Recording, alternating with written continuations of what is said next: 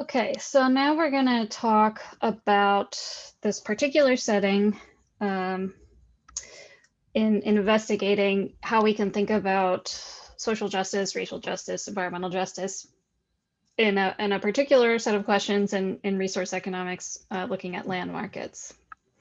So just to recall how we thought about land markets earlier in the quarter, and in the problem set one in particular, we thought about how to allocate land use across agriculture and forestry based on this model where we had a city located here at point 0, and then as you increase the distance from the city, you had different optimal possible rents from either putting land use into agriculture or forestry.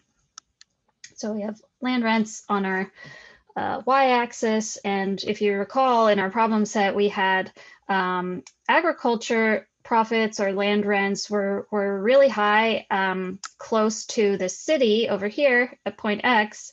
And as you increase X, or the distance away from the city, you had a really rapid decline in possible agriculture rents because of transportation costs.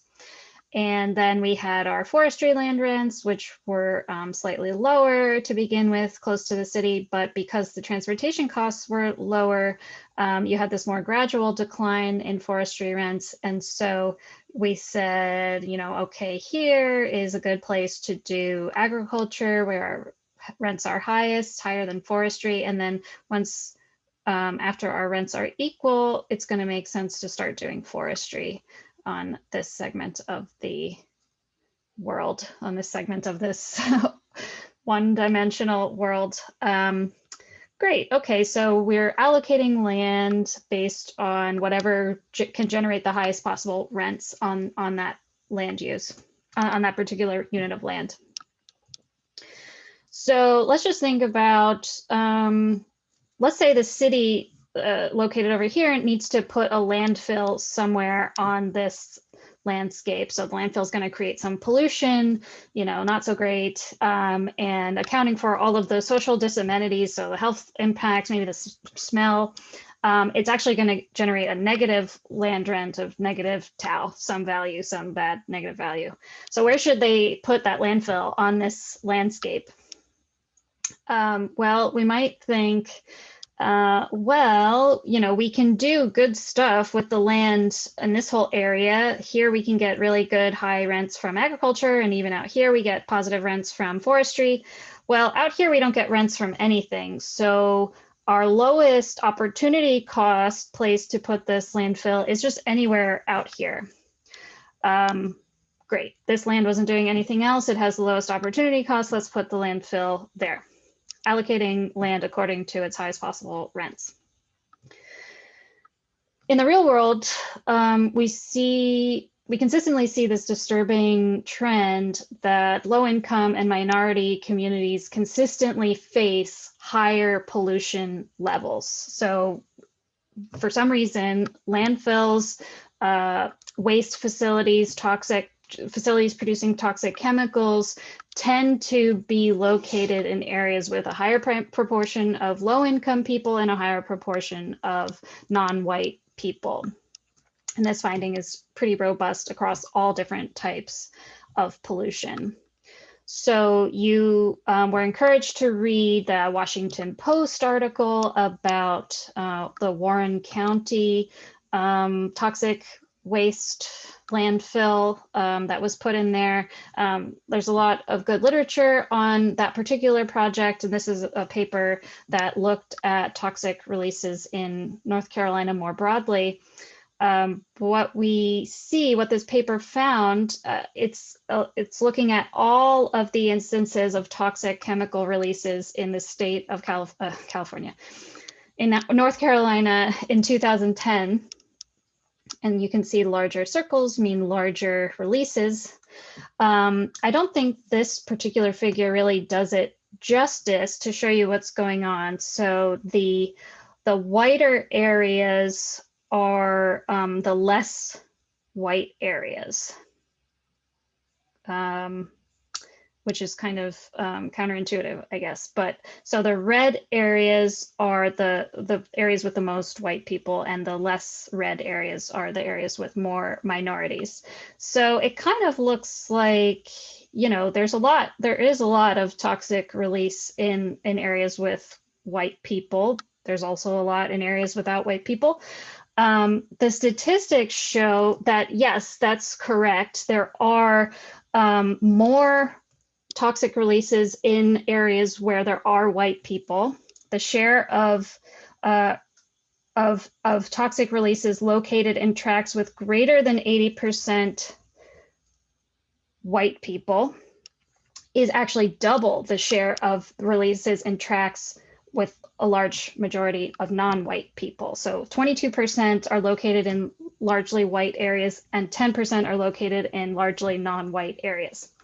However, the state is just mostly white to begin with. There are 5 times as many mostly white census tracts in the state of North Carolina than mostly non-white tracts. So we would expect, if we were to assume that these toxic releases were completely randomly distributed across the state, we would expect toxic releases to be 5 times more likely to be located in white census tracts than just double in white census tracts. So part of this, it's really important to be clear about all of the statistics that inform these trends. If we were to only look at this trend, we might say, well, more white people are in tracts with toxic releases, so that doesn't seem like there's any discrimination going on there.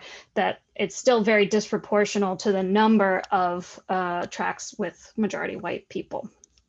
So that's this example of this result. When you look at an even higher spatial resolution, that's where you start to really be able to see some of these trends. So this again is a map at the census tract level. And we can see, so this is now, the color is reflecting income rather than race or ethnicity group. And so the lighter shaded areas are lower income areas, and we can see a little bit more clearly now that the toxic release sites really avoid the higher income areas. There's virtually no releases in the highest income areas, and they're very concentrated in the lower income areas. So what we want to know, some of this research is also focused on, well, does being closer to these facilities actually mean that you're more heavily impacted by toxicity? And the answer seems to be yes. There has been a good amount of research looking at this question across different types of pollution. If we see a big influx of pollution one day, we actually do see that influx has a higher impact on non-white babies than on white babies. We've identified the impact of lead and Superfund contamination on test scores for different groups. And so the concern being, if people are experiencing pollution as children, as babies, even in utero, how does that impact those individuals over the long term and potentially perpetuate inequity over decades? So pollution is a really big potential problem in perpetuating inequity. So the problem is the Econ 101 model that we were dealing with, just allocate land uses to their highest possible rents, doesn't really help us understand why do people of different racial or income profiles experience more pollution. Are you earning more rents by subjecting them to that pollution? What economically is driving this result? So we'll talk about some theories for why we might see this and what could we do about it. And so there is a good amount of economic research on this particular set of questions. There's been a number of theories suggested. It has been tough empirically to nail down in different settings, and it's possible that there's different mechanisms occurring in different settings, kind of what mechanism is occurring in any given setting. But there is some evidence of kind of what's happening in different situations. So we'll talk about each of those in turn. So now we'll just go through possible mechanisms for why are we seeing this? Why are low income people of color experiencing more pollution than white people, higher income white people? One theory is the pure discrimination theory. This might be kind of the first thing you think of when you're trying to explain environmental racism. It's that firms or maybe governments, if they're deciding where to locate pollution, are locating the worst pollution in areas that are a higher proportion minorities because they have a preference to impact minorities more than white people. So we have like a pure racial animus in this theory. This is a little bit, I think economists are generally skeptical that this holds, especially with in the situation with firms. This would suggest that firms are optimizing not over just profits, but also some other set of preferences. Maybe they are, but it is a little bit antithetical to argue that firms are not optimizing just over profits. Although people have hypothesized that maybe that's what's going on. Another explanation that is related to this idea is that maybe the firms don't have any actual racial animus or preference for not impacting white people, but they are choosing to locate in areas that are highly correlated with low income and non-white people. So places that are close to supply chains or highways, places where the average wage is lower so they can pay people less and earn more profits, places where people have lower political access and therefore less ability to try to shut them down or to try to enforce environmental laws.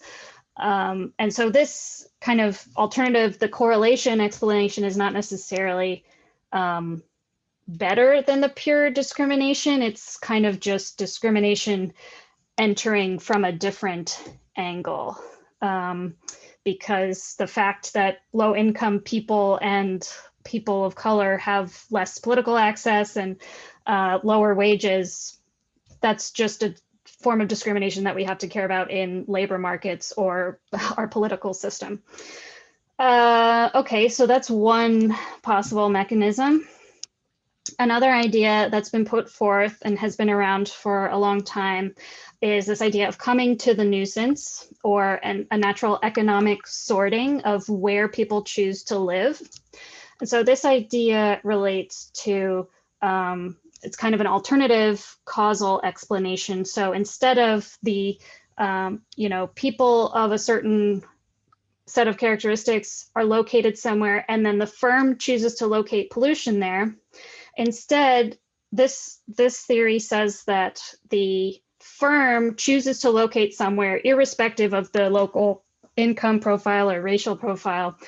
And then once that pollution starts to impact local property values, presumably it's going to decrease local land value because it's going to degrade the environment. People will sort across communities. People will move away if they have the willingness to pay for higher property values somewhere else. And people who have less of ability to move away, less of a willingness to pay for higher housing values somewhere else, they will be stuck there with the pollution. And you may also have new people moving in who are attracted by the low cost of housing in that area, who are more likely to be low income people, more likely to be minorities. So this one is this Thibault, the Thibault 1956 paper kind of initially put forward this idea that people vote with their feet if they don't like how the local government is running things, or if they're not happy with some sort of local disamenity like pollution, they'll just move away. So that people are kind of optimally economically sorting according to their preferences and their willingness to pay for different amenities. In this setting, kind of in an environmental justice setting, I find this argument a little dissatisfying, and probably other people would have stronger words for it, I would guess. The most, looking around at how people have formalized this idea, it often depends on people just having different preferences across different racial groups or different income groups, so that people are sorting according to people who place less value on housing quality or local air quality. There's been less of a motivation of this model focusing just on differences in income. Where they do focus just on the income aspect, the argument is that people with a really low income will have a very high budget constraint, and their marginal utility of consumption will be really high. So they'll get a lot of utility, a lot of value out of having more money to spend on food and clothes and basic necessities, that they're not willing to pay as much for a nicer house. They really need to, they can get much more utility out of spending more of their money on the basic necessities. Still, you have to make an assumption about what people's preferences are in this case. And but this is kind of, I think, a more reasonable explanation, but it still requires a good amount of model structure to kind of justify that this is why that's happening. Another interesting result that comes out of the Thibault model is that we have this potential for, if we address the source of pollution in the low-income community, does that have potential to actually harm that community by increasing the price of housing? So for example, let's say we have two communities here. We have a polluted community that is primarily low income and or minority, and their cost of housing there is relatively low. And we have this less polluted community, which is primarily high income and white, and their cost of housing is pretty high. Then we have some big event. We clean up the source of pollution in community one, and that's great. Now that disutility from that pollution is gone in this community, or at least it's slightly addressed, and so people here have higher utility now. But if people are voting with their feet and able to move where they can gain utility, people over here are currently paying a really high value for price, high value for housing. And now over here, all the pollution is gone and the price of housing is really low. So we could have people moving from this community over here, increasing demand for housing prices here, driving up real estate costs, and potentially wiping out the utility benefits that the low-income people in this community had from the pollution cleanup, because now they have to spend a lot more money on housing. And that outcome is especially bad for renters who don't own their house in this community, which is generally the case with lower income communities, or people are less likely to own their home. So for people that own their home in this community, the increase in value of their asset is very good, and they will win out for sure, at least in this specialized case. But for people who are renting, they'll just have to pay higher rents. So people have tried to look at this, this phenomenon of environmental gentrification. Should we be concerned about localized environmental cleanups having a net negative effect on low-income communities?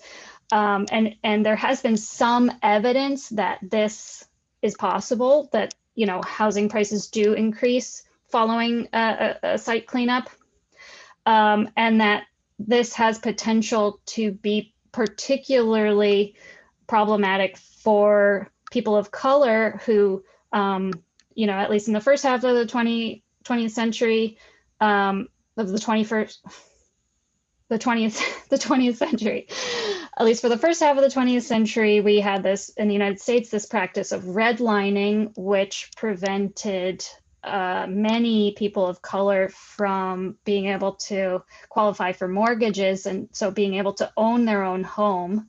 So the combination of the redlining practice plus the potential for cleanup to drive up rents in a low-income community creates particular concern.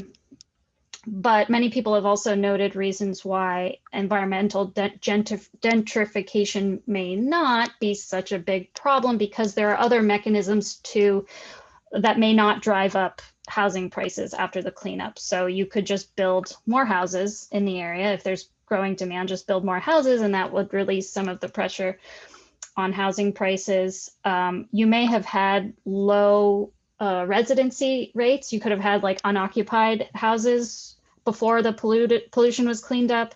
And then if you had that slack in the market, then that might not, you might just have people move in without driving up prices. And then there's also been recognition of this potential stigma where the well-publicized cleanup of the pollution actually creates more stigma about the area than there was before. So you might see this kind of counterintuitive decrease in demand for housing in that area. But in general, this is a kind of a classic economist approach. If we're worried about this perverse effect of the environmental cleanup, we could just give poor people more money to be able to access better housing, and they can choose what they want to do. So, obviously that might be more politically difficult than environmental cleanup. And in general, communities should be able to determine what they think is best for themselves in this type of scenario. We'll talk more about how that might work in this next example. So here we are back to our potential mechanisms. We just talked about coming to the nuisance. A third example we'll talk about is Coasean bargaining.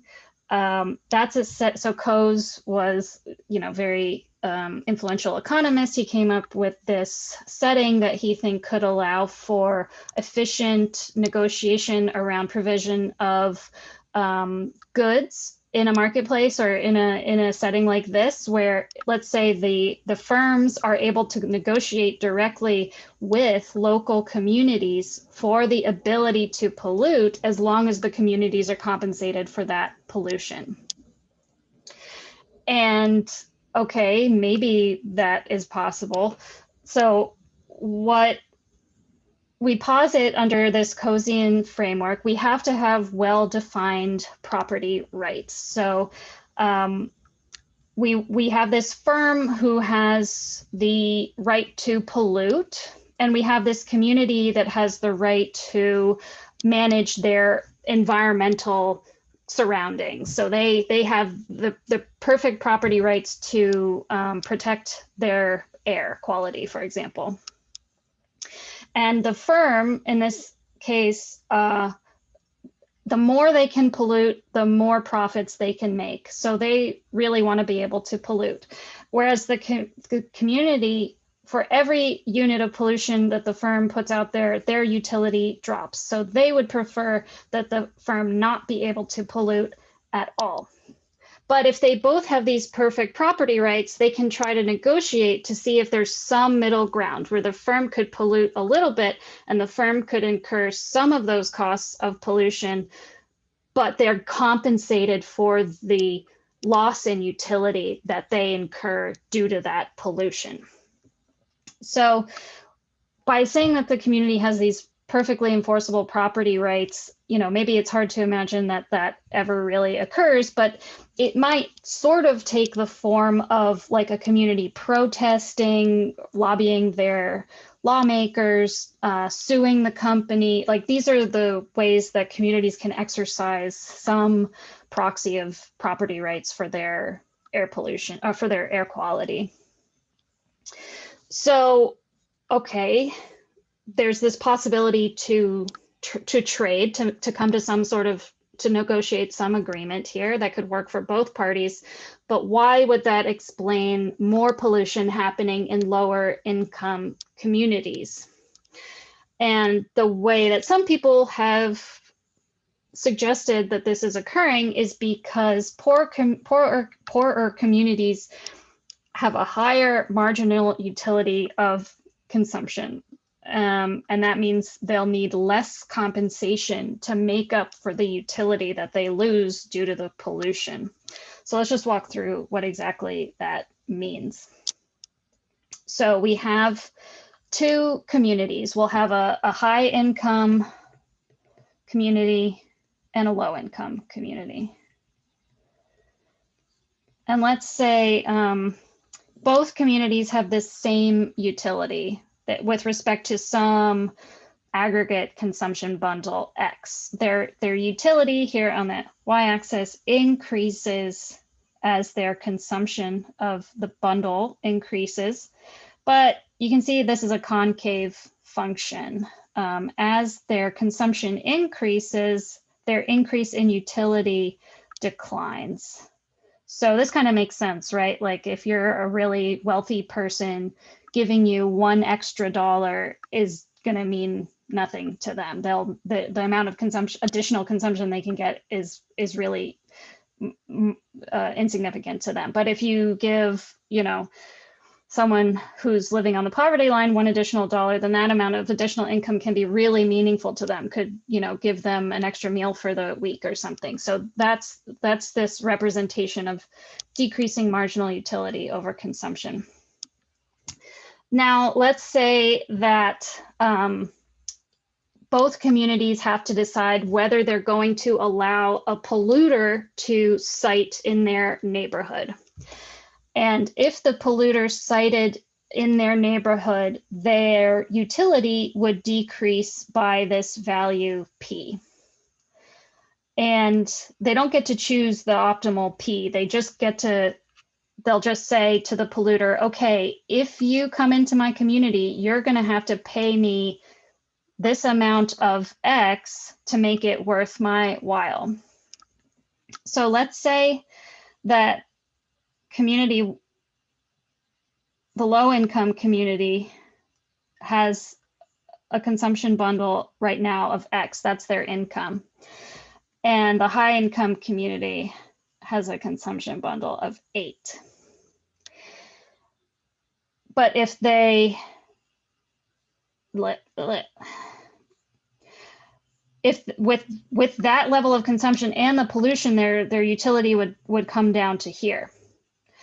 To get back to this level of utility, the firm, polluting firm, would have to pay them this much. This is the amount of additional X they would need to get back to the same level of utility without the pollution. So what about the high income community? Okay, if the polluting firm entered their community, their utility comes down to here. If they wanted to achieve that same level of utility before the polluter came in, they would need to be compensated by this much. That is the amount of additional X that they would need to get back to that same utility level now that they're experiencing the pollution. So we can see the compensation for the low income community is a lot lower than the high income community, even though they're both experiencing the same loss of utility from the pollution. The amount of money that they need to get back to that level of utility before the pollution is very different, because at this low income community, they get a lot of additional utility for each additional dollar you give them. Whereas the rich community, they're like, you'd have to really pay me a lot of money to make this worth my while. right? Okay, so hopefully that makes a little bit of sense. This is just one theory about why firms might locate in a low income community, because they can compensate them less for the ability to pollute there under this Coasean bargaining framework. So this assumes that people are able to enter into this Coasean bargaining at all, which may not be the case, particularly because communities don't really have perfect property rights over their air or other factors in their environment. And so maybe one step here towards better outcomes is to give local communities rights over their environment. There's the question of what does that mean exactly? So who would be speaking for the community? What do those rights look like? So that's, okay, questions to be answered. But we can also think about the environmental justice movement over the past many decades as a movement to secure those rights, to be able to enter into that negotiation with more of political and legal standing. So in particular, I hope you read that Washington Post article about the protests in Warren County about the toxic landfill that was put in there by the North Carolina government. And the problem that the environmental justice community is trying to address is the fact that the lower income communities and communities of color may have a special difficulty in securing these property rights because they have less access to political power. So, all of these conversations being really important, but the way we've defined this Coasean bargaining challenge is just one of income. We've said people with lower income will have this higher marginal utility. And so that's why we explain this difference, but it doesn't really explain why is it so much more likely that these poorer communities are also communities of color. And so I'm going to stop now. We've covered a lot of potential mechanisms that might drive these disparate outcomes in land markets, but I do want to spend some time on what might be driving this correlation between income and race, because that ends up being such an important explainer in a lot of these theories, but it's not really formalized a lot of times. And so it's important to understand those income mechanisms as well to be able to understand the full scope of why discrimination is happening. So I will talk about that in the next video.